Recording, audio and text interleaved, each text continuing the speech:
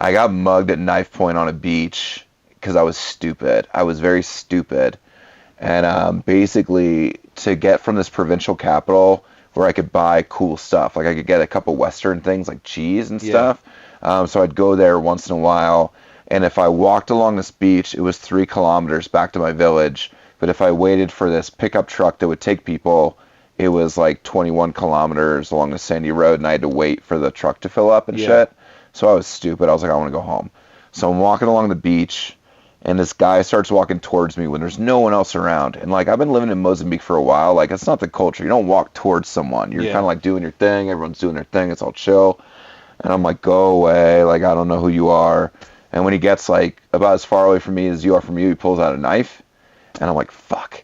So, like, I'm walking with my flip-flops in my hand. I smack him with my flip-flops and just fucking run. And I'm like, ayúdame, ayúdame, ayúdame, ayúdame. Like, help me, help me, help me, help me.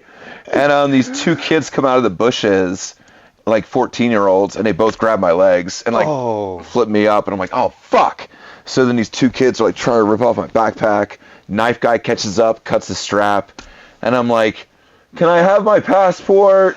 It's not worth money. Can I have... And they're gone. Fucking a day later, this kid shows up at my door and tries to sell me my own e-reader, like a Kindle. And I go to my vice principal, and I'm like, hey, like, one of the guys who mugged me, I think he's trying to sell me my shit back. And he's like, Andre, don't buy it. And I'm like, I wasn't going to buy it, but can we, like, do something? Or, like, you know, can you help me? And so they take this kid to the cops. He probably gets beaten up. I don't like to think about that.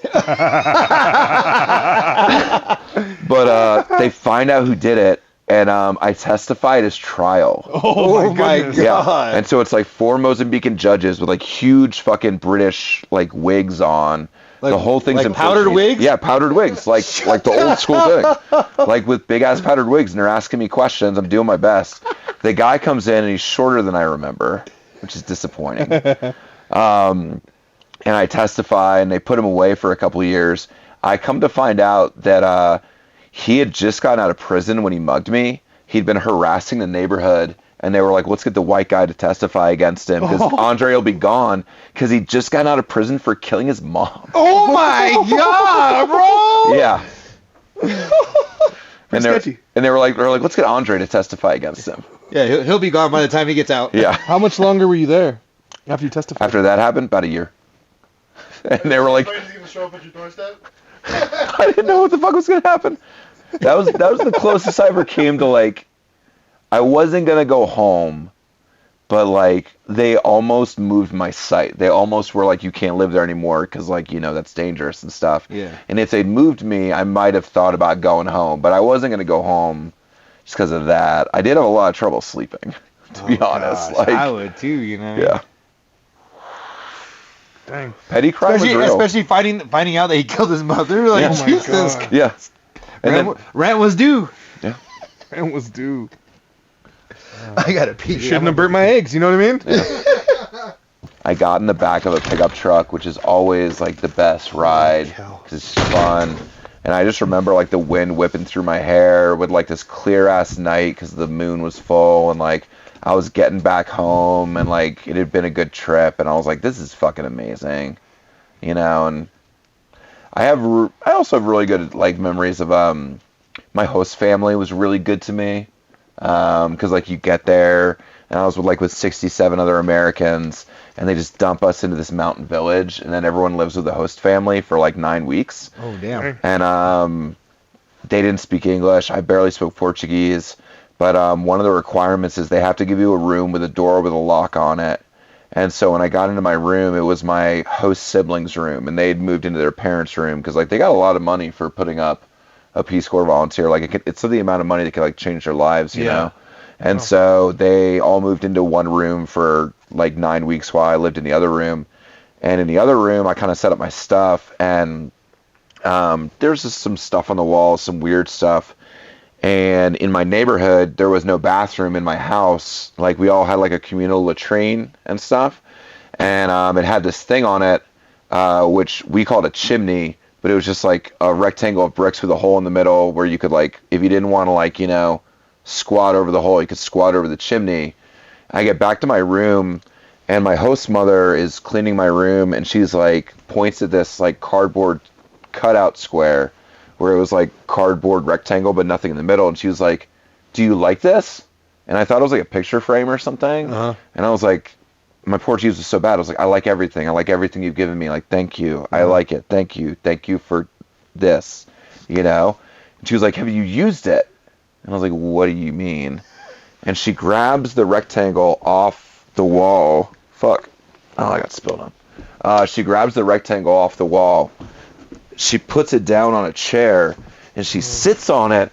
They made me a fucking toilet seat because they heard that white people like to sit down when they do their business. That's a beloved memory, too. They were really conscientious about, you know, trying to make me feel welcome. Damn.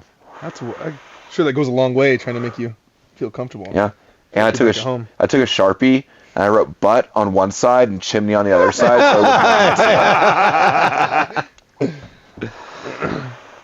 Hell yeah. Yeah. Was the weather there like always nice? Like, no, it It's was hot as fuck. really. All the time. Like in the winter, it was like 85 degrees and 90 degrees. And it was so funny because my Mozambican students would wear like jackets. And I was like, it's 85 degrees. And they're like, I know, trainer. It's very cold. And I was like, no, it's not. And like, I had You're just like, sweating? yeah, I was sweaty all the fucking time, man. Like they had this like teaching uniform too, where you wear what's called a bata, which is like a white lab coat, but it's fucking polyester. Oh god. And you were considered a child if you wore shorts. So like you're wearing pants like a lot, and I'm wearing this like bata, and I got to walk to the school, which isn't that far away. It's about 1 kilometer away, but it's in sand. So like I'm like walking on sand to work, get to work, teach in these rooms, and then like I was the computers teacher because I was the Westerner. I knew the most about computers. And so they gave me the computer room key, but like these bats would get into the computer room. Oh my They God. couldn't get out, and then they would just desiccate and become dried up bat corpses. So I'd always be like sweeping dead bats out of the computer lab, like repurposing these computers, like just like fighting to keep like 10 computers out of like 20 working, like moving monitors and shit, and like just setting stuff up and trying to make it work and like dealing with the bats. Fucking bats. Dead bats. Oh, So what do you God. do after the 9 weeks? So after the 9 weeks, that's when you get sent to your job. So I spent 9 weeks in Namasha, which was a mountain village in the most southern province. And I got sent one province up, really close to the ocean, actually. Like I could see the ocean from my classroom, which was fucking badass. That's cool. Yeah, so I got sent to, I was what's known as Posh Core, because I lived next to the beach. And so the people who lived in like the desert and the mountains would come visit me and stay with me, but they were always a little bit bitter.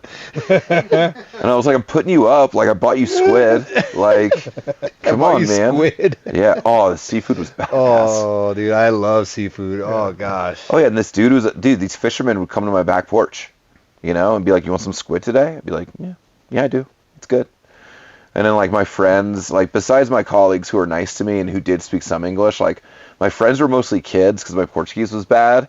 And so this one kid, Eugenzio, was my best friend, and he was like 8. And like our conversations were like, I like squid. And he was like, I also like squid. I was like, cool. It's like, gusta lulas. Yeah. My parents sent me Twinkies one time, and I shared a Twinkie with him. Oh. I was like, here's some America for you, little man. What do you think? like It it? was amazing. Oh, he liked it. You know, it didn't blow his mind, but he liked it. He liked it. It's like a lot of sugar. Should have done a zebra cake. Zebra cake. You know what I mean? There you go. It's too literal down there, zebras. He's like, this is not a zebra cake. You're like, this isn't what zebra tastes like. Mm.